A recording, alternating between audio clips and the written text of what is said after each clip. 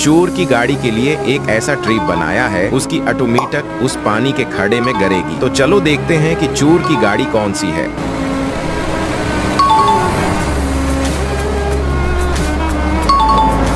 दोस्तों, ये वही गाड़ी है जो चोर लेकर जा रहा है। लेकिन वो सब देखने से पहले आज देखते हैं कि अल्लाह के नाम से कितने लोग मोहब्बत करते हैं। जो लोग अल्लाह के नाम से मोहब्बत करते हैं वो इस वीडियो को लाइक और चैनल को सब्सक्राइब कर लें और जाते जाते कमेंट में अल्लाह का नाम जरूर लिखे। शुक्रिया। चलो इस गाड़ी को खड्डे में गिराते हैं। चलो उसको भी गिराते हैं।